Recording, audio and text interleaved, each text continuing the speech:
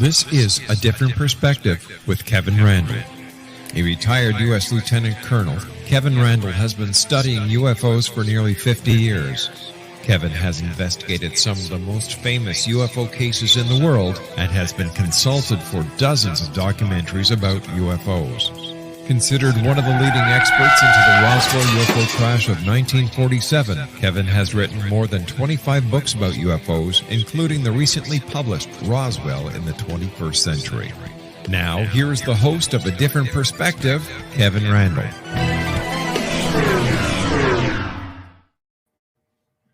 And welcome to this edition of A Different Perspective. I am still Kevin Randle. I have not changed my name, and I have not gone anywhere. Before I bring on my guest, David Muller, I wanted to mention a couple of things. Back in the olden days, which is mid-1990s now, I had a radio show on KTSM radio in El Paso. I had trouble getting guests from the skeptical side of the fence on the program. I don't know why. I always tried to be fair with the guests, no matter who they were or what side of the fence they were on. The only person I had any success with was Philip Klass, and that's because I knew him personally. He and I had been sailing on the Potomac River at one point, as just an example. He would come on, and I mentioned this problem to him, and he said, well, I'll contact my friends at Prometheus Books, and we'll see if we can get you some guests, and it never happened. So the only skeptic I ever had on the program was Philip Klass, and we had lots and lots of different guests on the program, including psychics and everything else you could think of.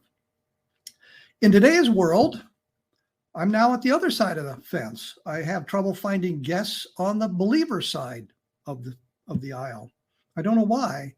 I don't know if it's because they're afraid of answering tough questions. If some of them, I believe, are charlatans, and I guess they're afraid that they're going to be attacked on the air. They understand what the purpose of the program, which is to examine the UFO phenomenon. Anyway, I can get skeptics on the program now, and I have some trouble with the people on the other side of the fence, and some of them I really don't blame them for not wanting to come on the program. Secondly, and kind of related to this, just last week, a fellow wrote to or contacted Mark Roediger, who's the scientific director at the Center for UFO Studies, and wanted to get copies of the audio tapes, the transcripts, and other materials we had associated with General Exxon's testimony. And Mark Roediger said, basically said no.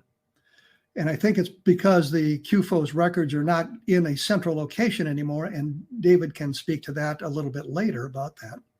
But he said no, but he sent me a copy of the email. So I wrote to the guy and I said, come on the program. And he said no, he didn't want to do that. But since he couldn't get the information from CUFOS he wanted, he was going to suggest that the Exxon material was unsubstantiated.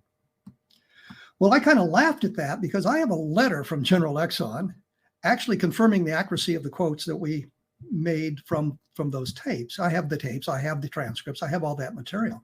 I asked him twice why he didn't contact either Don Schmidt or me about this, but he just never responded to that question.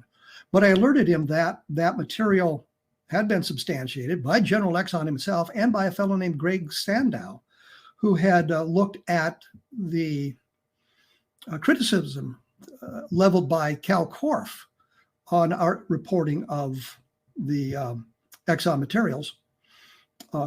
Sandow would be a disinterested third party. And for those of you who do not understand, a judge in a trial is disinterested, but he's not uninterested. So when I say disinterested, I mean Greg Sandow has no dog in the fight. He's looking for the truth. And he's got a long analysis of some of that Korff material and how it went off the rails.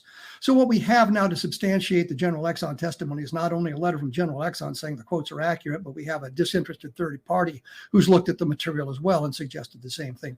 I put a thing up on my blog about this just yesterday or the day before so that we can see that, including the letter from Exxon, which has been available through the internet for two decades, I think.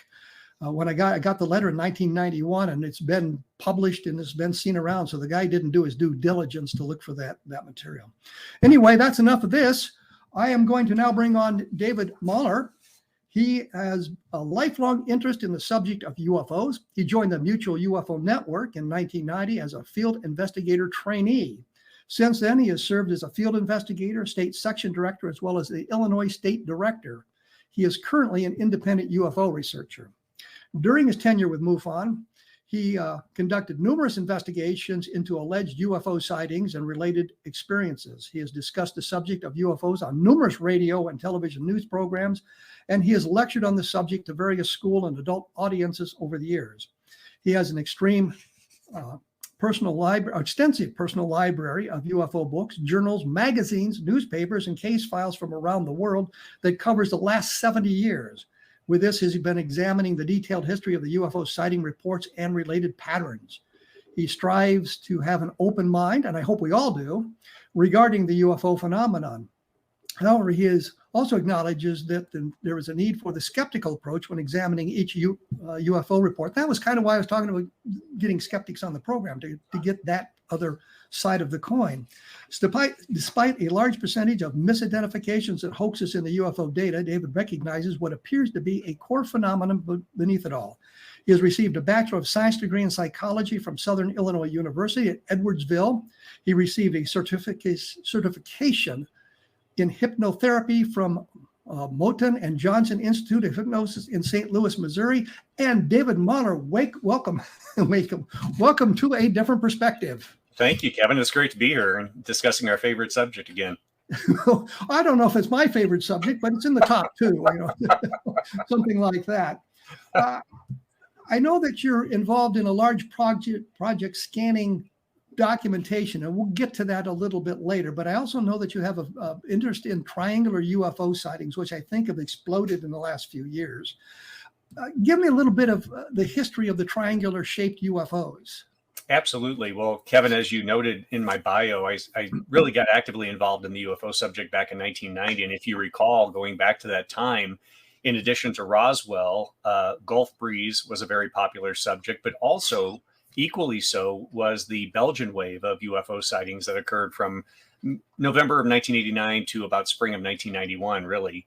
And I was really captivated by the triangular UFO subset in the data for a number of reasons. One, obviously, there were numerous witnesses, a lot of military involved in Belgium with that. Radar tracking, radar visual are always one of my favorites as far as the bar of credibility when it comes to UFO cases. The fact that the Belgian Air Force acknowledged that there was something in their airspace that they couldn't identify. So I was really interested, and that was a hot topic at the time. And then fast forward 10 years later, in Southern Illinois, where I lived at the time, we had that famous St. Clair County UFO incident where multiple police officers described a large triangular UFO. And I was really struck with the fact, Kevin, that as I was in the police stations interviewing these various police officers, I could almost anticipate what they were going to sketch. I could almost anticipate how they were going to describe how the object flew, mainly because it echoed what the gendarmes 10 years previously in Belgium described. And I found the parallels between these two cases significant. I then took the next step, as any researcher would do. If there's parallels between these two cases, are there other historical cases on record that parallel these descriptions and flight characteristics? And to my surprise, as I continued to dig deeper and deeper, and as I continued to acquire a larger historical library on the subject, I was finding report after report after report. In the last year, I've gone through the NICAP CUFOS files that are sitting next to me here, and I looked from 1950 to 1977, and I've been able to basically cull out of those files over 102 additional historical triangular UFO reports, which is interesting. When I was on the History Channel a couple of years ago on Unidentified, David Clark, UK UFO researcher and folklorist, made the comment that, well, these triangles really didn't appear until 1977. And then he equated that with the fact that Star Wars came out at that time. And he thought that Star Wars influenced popular culture into making these people think that they were seeing triangular UFOs. And he cited the triangular star destroyers from the movie Star Wars. I put this lecture together that I'm going to be presenting this year with the express purpose to demonstrate that there are historical cases that predate Star Wars describing triangles going back to the 1950s, if not earlier, in the historical records, contemporaneous reports that parallel what people are reporting today. Well, if I remember correctly, in the 1960s, there were a few UFO magazines, and one of them published a chart of UFO shapes. And this is 1960s. And on that, one of the things that was there was a triangular shaped UFO, which just kind of negates that whole premise. It does. And Kevin, one of the things I was struck with was going through the historic flying saucer review issues that I have here. And there were actually two articles written, I believe, in 57 and then a follow-up article in 1958 by a researcher by the last name of Watson. And there were two articles specifically devoted to triangular UFOs, which obviously, if he's citing cases, that means they predate 57, 58. What's interesting about that is in this article, in these two articles, they describe many of these triangles flying with the flat side as the leading edge and the apex of the triangle trailing behind, which is completely counterintuitive when we think about aerodynamics and aerodynamic principles. But again, what's interesting about that is modern day accounts and ones that I've just in the last year found in the NICAP files describe that same unusual flight characteristic. And so when you start to see patterns in the data, it's certainly not conclusive, but as I like to say, it's suggestive that there may be a reality behind these reports, given the fact, especially in the 1950s, 60s, and even early 70s, when that wasn't really the hot topic. Most people at that time were describing flying saucers, 30-foot silver discs with little cupolas on top. But despite that prevalence of reports of flying saucers or flying discs, there seems to be a small undercurrent of triangular UFOs that have been reported worldwide. Well, we're going to get back to that in just a moment. I'm going to have to take a short break. I'm here with David MARLER. We're talking about triangular shaped UFOs. And I have a couple of questions. Take a look at the files that you've been scanning for research purposes and that sort of thing. Once again, if you're interested in the general Exxon information, it is now published on my blog at www.kevinrandle.blogspot.com, and we will be back right after this, so please stick around.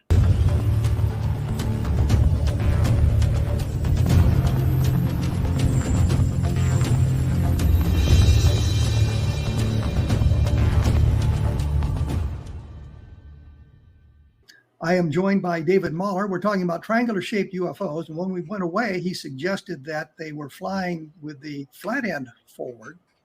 I've been looking at the reports of triangular-shaped UFOs in the last year, year and a half, and I know that there's been explosions of them, which is suggestive of some kind of terrestrially based technology coming into the forefront. But I don't remember them talking that much about the flat side being the leading edge of the UFO, but I really haven't looked at that stuff. That was something that's kind of caught me off guard. Have you looked at modern cases that have the same sort of dynamic? Absolutely, Kevin. And you bring up an excellent point, which sometimes I overlook, and I would like to just seize upon that just for a moment. To your point, there seems to have been this explosion of triangular UFO reports in the last, say, 10, 15, 20 years. And I concede that within the mix of quote unquote triangular UFO reports, some of these could be next generation stealth aircraft. But that's why I like to go back and look at the historical record, though, because again, at a time when flying saucer reports were prevalent, we still had reports of these triangles. And I think as we go further back in time, having these reports of these large triangular aeroforms, platforms, if you will, the further we go back in time, the harder it is to attribute a military explanation in many of these cases, especially with some of the radical flight characteristics, the ability for these things to hover and then make a flat pivot turn without banking like a conventional aircraft. A lot of these things are in the reports, very detailed reports in some cases. And then we have, of course, the size. We have the rapid acceleration with the absence of a sonic boom, which is very unusual and intriguing. And then we also have a number of military reports on file. One of the strangest is from Project Blue Book files, Albany, Georgia, 1953. A pilot was on a solo flight, and he noticed this extremely sharp circular light in the sky. And in the Blue Book report, he states that it didn't seem to be a star or planet because it didn't scintillate. It had a very sharply defined edge, if you will, circular edge. And he continued to look at the light. And after a while, he decided, I'll increase altitude. If this is a star or a planet, it's not going to change perspective very much or at all. And he said, if it's something in the atmosphere, then perhaps it will change perspective. He increased altitude in the Blue Book report. And then within a matter of a few minutes, he realized that the light that was above him was now below his aircraft. So this eliminated Venus or any type of, celestial explanation. He then closed on the object to try to get a better look. And the Blue Book report goes on to state that the white light was alternating white, orange, and it was cycling like that on a regular basis. Then as he approached the light transformed into a red triangle, which within a second after witnessing that, the triangle separated into two triangles, one slightly above the other, both glowing red, and then they disappeared. What's interesting about this, as I alluded to during the first segment of the show, is the fact that in the Blue Book report, the Albany, Georgia airport had a primary radar target at the exact same location as this UFO. It's one of those that just has a number of unusual elements where, looking back to 1953, if we had that technology, I'd be very surprised. Absolutely. One of the questions that springs to my mind is when you talk about the flat edge being the leading edge, and we now see the triangular shaped objects with the apex as the leading edge, wouldn't that be a discriminating factor suggesting a more terrestrially based phenomenon or aircraft, because it becomes aerodynamic that way? Absolutely. In fact, the flat side as the leading edge is one of those unusual characteristics that I try to differentiate, to your point. What could be terrestrial versus maybe someone else's technology? Let's just leave it at that. I'm not going to say extraterrestrial. But I look for those exotic flight characteristics. And what's interesting, Kevin, is with these historic reports, not only do we have the written testimony, but one of the things that I've been working on are digitizing hundreds of these audio recordings. These came from Richard Hall that eventually went to my friend Rod Dyke up in Seattle. And Rod's been sending me these recordings. These were part of the original NICAP case file collection. But when Richard Hall passed away, the audio recordings were separated from the case files. I'm happy to say, through the generous donation of Rod Dyke, we now have these audio recordings of witness testimony that we're now reuniting with the written case files. And in one particular case, the reason I mention that is there's a case from Pennsylvania from 1964, where I not only have a triangle report showing the flat side as the leading edge, I also incorporated a digitized and digitally remastered audio recording of an interview with the witness describing that flight characteristic. Well, let's jump into that since you've kind of brought it up here inadvertently. I spoke to Chris Zahn just a couple of weeks ago talking about his project to collect an awful lot of the UFO material from researchers around the world and get it digitized and in a centralized location, a library. And he mentioned that the work you were doing there in Texas to do the same thing. Now you have copies of an awful lot of files from NICAP and CUFOS and that sort of thing. Tell us a little bit about that. Absolutely. Well, it was actually election day back in November of 2020 that everyone already was in a heightened state of anxiety with the election, awaiting the election results for the presidency. I was also anxious, but for a different reason. I had a U-Haul truck that was going to be arriving that day, and they delivered 15 4- and 5-drawer file cabinets chock full of these historic case files, including NICAP, CUFOS, and also CSI New York, not the TV show for any modern viewers, but Civilian Saucer Intelligence was one of those early pioneering UFO groups that did wonderful work, the work of Ted Blocher, Lex Mebane, and Isabel Davis. They did some really incredible work in the early years of ufology in cataloging and collecting some of these case files. But I was able to receive that collection. But in addition to that, I already had a growing collection over the course of the last 20 to 25 years, and some rare collections, including personal correspondence of people like Dr. Leon Davidson. Ostensibly, his collection resides at Columbia University in New York, but I was put in touch with a self-proclaimed dumpster diver in New York, and he was salvaging all this material that was being thrown away by the family. And it had early correspondence between people like Kenneth Arnold, Jim Moseley, Gray Barker, and many, many other individuals in the early years of ufology between Leon Davidson and these individuals. And so that's just one of the many collections. Lou Farish, who passed away a number of years back, was a personal friend. I acquired his historic collection. So as I like to say, they say the Bible is a collection of books in a book. This is a collection of collections. A lot of people have spent their entire life gathering this material. And my ultimate goal, Kevin, to your question, is for the physical files and materials that are around me to go to the University of New Mexico here in Albuquerque. And they have graciously accepted this. I've signed a deed of gift. So when I pass on, all of this material will go to the university and be maintained for perpetuity for future generations of historians and UFO researchers. But in the short term, the goal is, with the efforts of Barry Greenwood and Jan Aldridge, who have been really doing the lion's share of digitization work, taking all this material, digitizing it, and working with CUFOS to eventually have a central location online where it will be a digital archive where researchers worldwide, for no charge, I might add, can access this material. I know a lot of people want to monetize the information. I believe the information belongs to everyone, and the more sets of eyes and the more brains that we have looking at the data, I think that's the only way we're going to have any semblance of answers or, trends that could lead to answers to the phenomenon.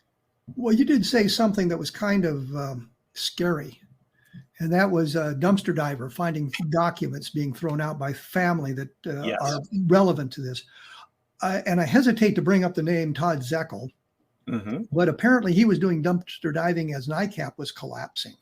Yeah. And collected an awful lot of files that had been thrown away by NICAP. And I don't know what happened to that material.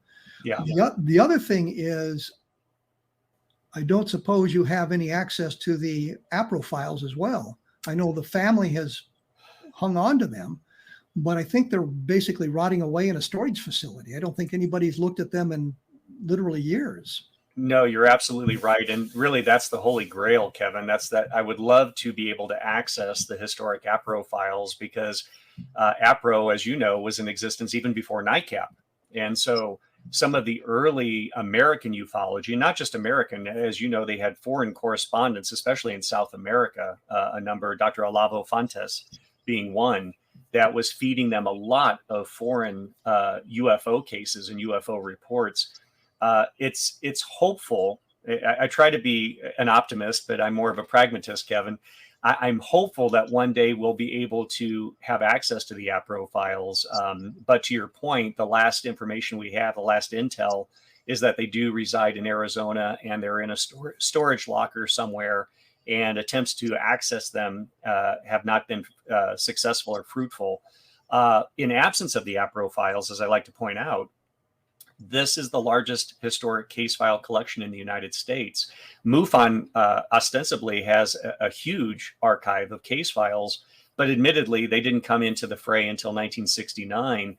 With NICAP and CSI, we have these UFO case files dating back to the early mid-1950s moving forward.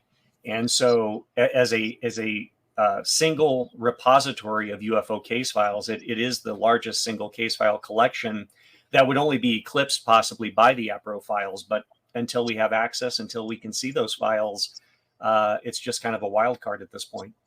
Well, I do know that the APRO bulletin has been online for a while, or available online for a while. I've got a collection of those as well, and you can find an awful lot of material in that. And I of course, was friends with Coral and Jim Lorenzen for a long time, and did investigations for APRO at their behest and that sort of thing. So I have access to some of that, but I'm sure you've got all the APRO bulletins, and I don't have anything beyond that as well, but at least gives us a clue as to what they had and what they were doing. And I find as I write books about UFOs, I use that as a resource, an important resource to look at that. The Leveland case, or more importantly, the James Stokes case from Oro Grande, New Mexico, his car being stalled along the shaped craft flying around overhead, a number of other cars being with him. And I've just been working on some stuff for article for the MUFON Journal that deals with that sort of thing. Do you come up with much of this? Like, I guess we could point to the electromagnetic effects. Do you come up with much in the way of that?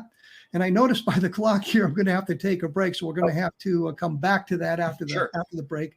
But take a look at the electromagnetic effects, because I think that's an important subset of the UFO phenomenon. I think the Levelland case is actually probably one of the most important cases in ufology. So we will be back right after this with David Muller talking about UFOs and collections of material and all that sort of thing. So please stick around.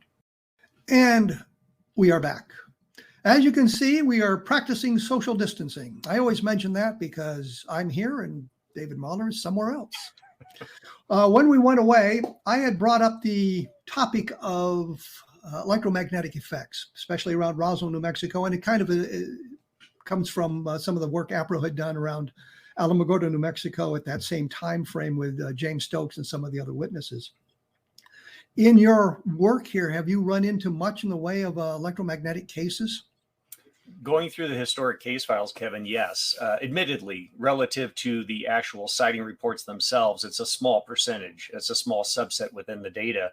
But to your point, I alluded to radar visual being one of those benchmarks that I think is a little bit more credible as opposed to just an eyewitness report of a UFO.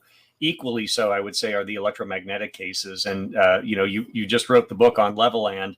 And I have to tell you, as a kid, I had an interest. I wasn't active until 1990, but I've always had an interest in the UFO subject. And I remember hearing about Levelland. In fact, I believe it was referenced at the beginning of the documentary from 1978, UFOs It Has Begun, where they talk about the vehicle interference that was associated with the Levelland sightings. And James Stokes, I've always felt like he was summarily dismissed by the Air Force. If I remember, and you could correct me on this, Kevin, it was mainly because they said they couldn't find any other motorists that were with him at that time, which admittedly, if you didn't exchange information, how are you going to track these people down? But that whole area, to your point, and of course, with Jim and Coral Lorenzen being right there in the Alamogordo, El Paso, White Sands area, they were able to document quite a bit of that. And as you mentioned, the APRO bulletins contain a lot of great information. But I'm sure you've ran into this as well, where you read an account in the APRO bulletin, but you want another layer of detail, and you'd love to be able to go back and have the recourse to go back to the original case files, which, as we were discussing on the previous segment, they're not accessible at this time, unfortunately. But I wish we could have our hands on that information, because I'd love to see what they have. And one other thing I wanted to mention that I thought of during the break, we talk about these file sets as though they're separate and distinct. I'm very happy to say that in going through my review from roughly 1950 to 1977, looking for triangle reports, there are a number of copies of APRO files from that same time period. As you know, Kevin, a lot of the UFO groups and investigators would cross-pollinate the case files and data. So I have copies of MUFON reports going back to 1969, 1970, but also I have APRO files, case files that are in the data here. Admittedly, a small percentage, but it's nice to see that copies were made of those files. And in some cases, we do have access to some of those APRO reports. Well, I would say that one of the problems with Stokes wasn't necessarily they couldn't find any of the other witnesses. He talked about two witnesses he had names or partial names from, and one of the guys had supposedly taken pictures and was on his way to El Paso and was going to stop at the newspapers to have the pictures developed or show them the pictures or whatever. And that never surfaced. And that's always kind of a worrisome problem with that. Right. But on the other side of that, go back and you look at the Air Force reports from that time frame when they were investigating Stokes and that sort of thing, they did their level best to smear him. Yeah. And I say that because it was reported he was an engineer working at Holloman Air Force Base. And the Air Force came out and said, well, no, he's not an engineer. He was a technician. And then we had his boss at Holloman Air Force Base, Major Everett. Can't remember his first name off the top of my head. Everett, who said, well, no, he's an engineer. He's been working as an engineer in this field. Right. And so you had the Air Force arguing about the credentials of this guy. They also were making other comments dismissing. It was a publicity sound. The first thing he did after he saw the UFO was go to the radio station, and that's not true. The first thing he did was go to his boss and ask him if he could talk about this. And his boss, Everett, said, "Did it happen on duty?" And he said, "No." And he said, "Did it happen on Holloman Air Force Base?" And he said, "No." And he said, "Well, go ahead and talk." Right. So he called his friend, Jim Lorenzen. And Jim Lorenzen called Terry Clark, who was the news director at, was it KALG, Alamogordo radio station, and went over and talked to him about that. And the interesting thing is when Lorenzen saw him and Clark saw him, Stokes that is, he had a sunburn on part of his face and his arm. And I've always thought this is kind of the inspiration for the Richard Dreyfuss character in Close Encounters of the Third Kind. By the time the Air Force showed up, the burn had faded because it wasn't very, very distinct burn. But they made a great deal how he talked about he'd been severely burned. And I could see nothing in the documentation I had where Stokes had mentioned a severe burn, but I saw it appearing in newspaper articles as if the reporters added that little note of that little detail, I suppose I should say. But that was the thing that I took away from that. And I think it's an important thing that we all look at, attempts to smear the people who were reporting the UFOs at the time. And I think if these other guys who were there, the other people who were there along the road, and I think Stokes talked 7 or 8 cars, maybe as many as 10 other cars stalled by the side of the road. If they saw how the Air Force was treating Stokes, I think that would inhibit them from coming forward. And I think that's an important point we all have to realize as well. Well, and it's interesting too, Kevin, from that time period, looking at Stokes, but also the military patrols at White Sands that had sightings around that same time within that basically a 24 to 36 hour period, I believe, from Levelland to Stokes to the military patrols that had observed the UFO. Wendy Connors, going through some of her historic audio recordings, she was had a recording from that time period, news broadcast, radio news broadcast. I'm sure you've heard it, where the public information officer at White Sands is acknowledging that military patrol saw this object that looked like it was from another world that landed and then took off. And so on one hand, you have them smearing Stokes, but on the other hand, you have the public information officer acknowledging that military patrols had seen a UFO. So sometimes, quite often, we see in these instances, there's a disconnect. It's on one hand, we're talking about it, but on the other hand, we're trying to dismiss it. Well, I think if you take a look back, you'll find that the Air Force actually smeared the guys at White Sands as well. You go back and they say, well, they were very young guys, 18 to 20 years old. It turns out they were, I think, 19 to 21, which is not a big difference, but it's more accurate information. Right. And that they were poorly trained and they were caught up in the hysteria of the time. And if I've explained many times now to many people, this wasn't a time of social media. So the guys at White Sands were not aware of what was going on in Levelland at the time. So they couldn't be caught up in the hysteria. And the Air Force said, well, they saw the moon. And if you take a look at the report, and actually I talked to Glenn Toy, and he told me that the thing came down and nearly landed about 50 yards in front of him. So it's silhouetted against the mountains in the background. So clearly the moon is now landed on the planet Earth. But I mean, that's the whole thing. The only difference I see is they didn't work very hard to smear the people in Levelland, other than, I think, manipulated the sheriff, Weir Clem, a name I absolutely hate, into suggesting he'd just seen a streak of light in the distance. And we have documentation from before the Air Force investigation to afterwards, where he was talking about a bright red glowing football-shaped or oval-shaped object. Yeah, and it's so funny as we look at these historic cases, and I know you know this all too well, Kevin, I'm preaching to the choir. You think we have all this information, and then I found that local TV news segment with Weir Clem that I sent you a while back, and hopefully you enjoyed. Oh, yes. I don't think I asked if you had seen that one before.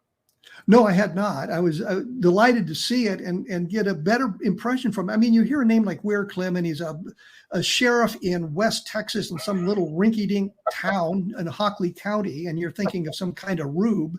Right. And then you get him on the program, and you see that he's really articulate and not the dummy you would think he was. Exactly. And it's great when you can find those little elements of history where you think we have it all, and then out of left field, you find another little fragment that you can pull into the fray. I think the newspaper morgues are important, the newspaper files. And that's one of the things that I discovered in Levelland is that when Clem went out looking for the UFO, he was in what I call a small convoy, a mini convoy. He was riding with a deputy. Behind him was a car from the Texas State Department of Safety, Texas Department of Public Safety. I'll get it right sometime today. And behind him was a car with Air Force officers in it. And then the next day, the sheriff takes his car to the police mechanic to have it checked out. And the only reason I can think of him doing it is and he wanted to see if there was some mechanical problem with the car. And yet we got documentation. The Air Force files, and nothing I can find beyond that, mention the Air Force officers being with the sheriff when his car stalled. Right. Yeah. And if I remember, Kevin, the Air Force explanations for the car stalling is that people were just shocked at seeing something and their foot came off the clutch or the gas pedal. Is that if my memory serves? They had a couple of explanations. Pedro Saucedo, who was the first person to call into the Hockley County Sheriff, they said his car had been repaired the day before and there was a piece of metal in the distributor that caused it to short out, and that's why his car stalled. But it doesn't explain why when the UFO left, he could start his car again. Exactly. and then they only talked about 3 people seeing the object, and I think Hynek made the comment, well, then you could have a coincidence of 2 cars stalling in the bad weather, but when you move much beyond that, then you're out of that realm. And I think if you go through the Air Force file carefully, and that's another point. I found references to like 13 different people at 13 separate locations. And the sheriff said that he'd gotten, I say dozens of calls. I think he actually says hundreds of calls about this thing going on in that short period of time in Levelland. The Air Force eventually wrote it off as ball lightning. And that's still the explanation. And I've mentioned that before, that it simply can't be ball lightning because it's very short-lived. And I think science still argues about the reality of ball lightning. So. Absolutely. I think the jury's still out. But that's one thing important about Levelland is the number of witnesses and the interaction with the environment. And then there's a story that Don Burlinson found in interviewing the family of the sheriff that they'd actually found a burned area where the thing landed. North talked to the widow of the rancher whose property it was on, and the daughter said, yes, I went out there with my father and we saw this burned area. So I think that's all very important stuff to remember about Levelland. We're going to have to take another short break here. I see by the old clock on the wall. And when we come back, we'll continue our discussion of UFOs and the project to copy all the material. So please stick around. And we are back. I probably should mention that if you go to xzbn.net, you'll find a listing of other programs available on the X Zone Broadcast Network. And I'm sure that you'll find some things that will be of interest to you there. I know my show should be extremely interesting to you. And of course, we always have Rod McConnell's show is featured there as well. So you can listen to Rod McConnell talk about that sort of thing. When we went away, we were, I guess, with Levelland, and you've looked at some of those files, and you sent me the news clip of the sheriff talking about his experiences. It was kind of exciting to see that sort of thing from that time frame. What other gems have you found in these collections that kind of surprised you? Well, one that surprised me, and I think we may have talked about this on a previous show, Kevin. I was working with Barry Greenwood and Jan Aldridge. I had them on speakerphone, and Barry was looking for a report going back to the Yukon territory from October 1950. And they're sitting and they're chatting back and forth. I said, well, gentlemen, while you're talking, let me put you on speaker. I'll go over to the files and let me just quickly review October 1950 and see if I have anything. As I'm going through the files, I stumble across a NICAP report form. And I see the name of the witness, which to anybody else, this would not even be a blip on the radar. The witness's name was Hulon, Hulon Pace, Pace, kind of like Weir Clem, one of those weird names that definitely stands out. And so I looked at that and I immediately pulled the report out. The reason it caught my attention, I had filed for declassified, unredacted OSI Project Blue Book files relating to the Farmington, New Mexico incident from March 1950. In the unredacted OSI reports, one of the witness names that had been blacked out previously was Hulan Pace. So I'm looking at this, and now, again, mind you, Kevin, it's from October 1950 is where it's filed. I pull out the report form. It states, references the Perry Smoke Chevrolet garage that was in Farmington. That was one of the epicenters where a lot of UFO witnesses were congregating and seeing these objects. It also references a number of other witnesses, one of whom I interviewed, who's in his 90s in Farmington. The last surviving witness mentioned in the local newspaper from that time period. And as I continued to look at it, I quickly realized this was an account of Farmington, the Farmington incident, but it was filed October 1950. When I flipped to the back page, it was an interview conducted by an APRO investigator and a NICAP investigator. They did a joint interview with this individual. And he noted that the date of the sighting was October 1950. Now, as you know, Kevin, interviewing these historic witnesses, they may not remember the date, they may not remember the month, but they'll remember something personal. Like, I remember I was wearing my favorite black jacket that I had saved weeks to buy. So it had to be pretty cold. It couldn't have been the summer months.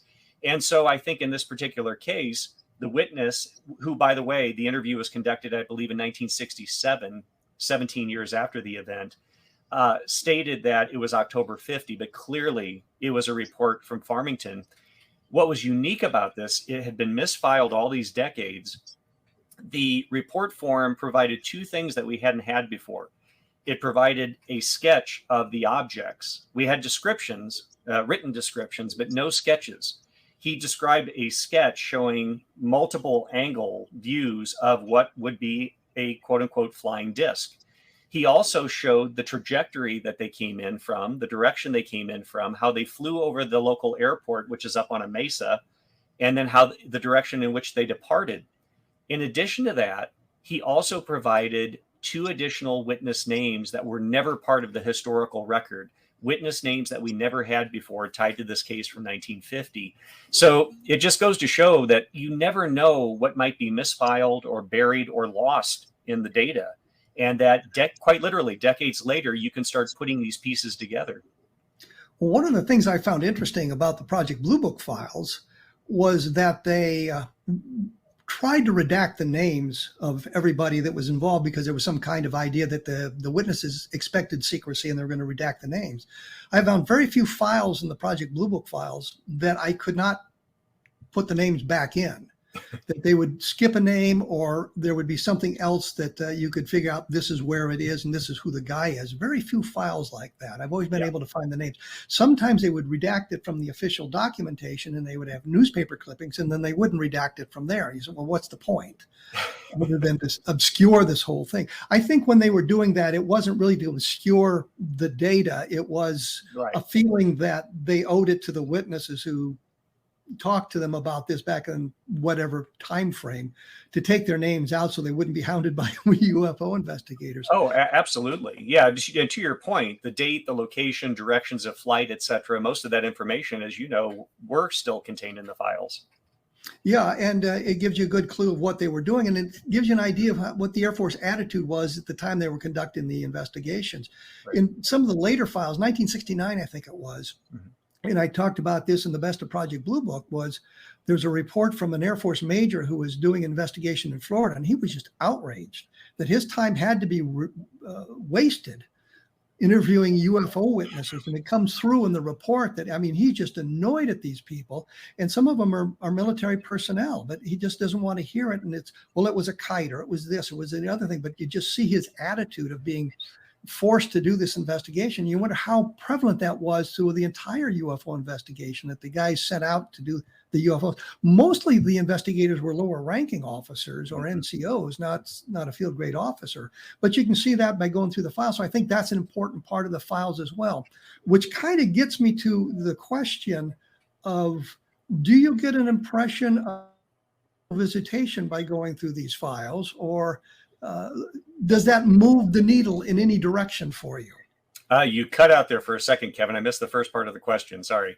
Well, I was wondering what your impression was going through the files. If you moved toward the extraterrestrial or moved away from it, does it move the needle in a direction Not for you? really. But the one thing I do like to emphasize, and this is no surprise to you, going through these files, despite the fact there's 15 file cabinets filled with decades worth of UFO files, in line with the Air Force explanations, yes, there are meteors that were reported as UFOs, numerous meteors and fireballs that it looked like a fireball. It flew like a fireball. There was nothing anomalous about it. So it was a fireball.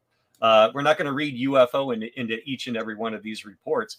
There was a plethora of fireballs, meteor reports, weather balloons, atmospheric balloons that were reported as UFOs. In fact, one of the most widely publicized triangular UFO reports I came across was from September 1968, the year and month I was born.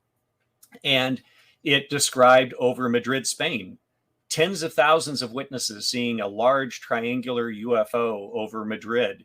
And there was a famous photograph that was taken, and it hit the news wires worldwide. And it really generated a lot of interest at the time. But as the days and weeks ensued, later NICAP reached out to the meteorological office in Madrid, Spain, and they were able to definitively conclude that the triangle was in fact a French meteorological balloon, which, if you look directly up at it, it's basically an inverted pyramid. And if you're looking directly up at it, it's going to take on a triangular appearance. But this was one that had garnered a lot of worldwide media attention, but it had a prosaic explanation. It was an IFO. It was identifiable. And so even though there's a lot of case files there, much like the Air Force investigation, a large percentage can be easily attributed to prosaic explanations. I found a video on YouTube a number of years ago called Meteor Compilation. I think it's 3 minutes and 19 seconds. And it showed people photographed, videoed meteors coming apart. And I was struck by the idea that as the meteor breaks up, you get a string of lights behind it. And it looks for all the world like a cigar-shaped craft with glowing windows. Absolutely. And if you've just caught a glimpse of it, that may be the impression you get. Well, I saw this big cigar-shaped craft with a lighted cockpit and these windows behind it. And I think that also is a problem that if you've got a sighting that lasts less than a minute, well, I saw it for 2 seconds. Well, your mind is filling in a lot of the details that you really didn't observe. Absolutely. And confusing the issue. And I think we as investigators have become more sophisticated over time by looking for that sort of thing.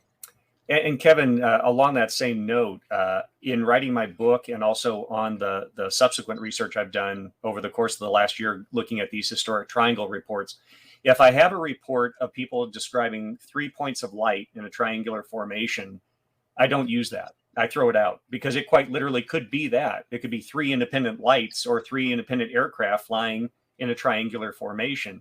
The ones that I really try to drill down on are the accounts where the witness says it was overhead, and as it flew overhead, you could see it occluding the stars. Or in a case from Indianapolis from 1969, the witness saw this immense triangular object with a bright light at each point, and he stated that the street lights were reflecting on the underbelly of a solid object that was between these 3 lights. So, even looking at these triangles, there's a lot of cases that I would simply throw out just because I don't think that they were valid reports or that they couldn't be fit into that category of triangular UFOs. Well, I think we've just run out of time here. I certainly appreciate you taking the hour to chat with us about not only the work being done to collect the files and make them available to researchers, but the other work that you've done in researching UFO sightings. Do you have a blog or a website that you use? Absolutely. My website is www.davidmarlerufo.com. And there's links there, email, Facebook links, etc. And that's the best thing. I just have my website. I don't blog and I don't tweet. I don't tweet either. Well, thank you so much, David. I appreciate your time here. Thank you, Kevin. Enjoyed it. Thank you. As we've mentioned, there's many books I've got coming out.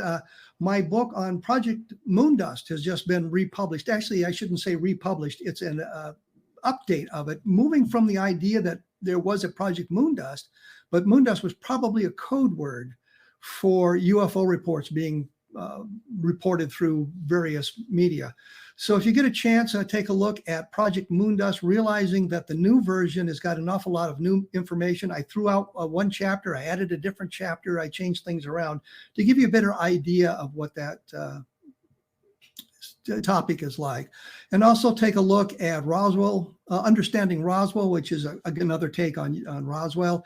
And of course, Levelland, which I think is one of the most important sightings that we've investigated in the last 75 years and that sort of thing.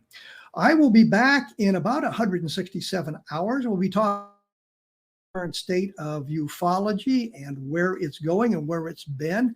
The blog is www.kevinrandle.blogspot.com. And thank you so much for listening.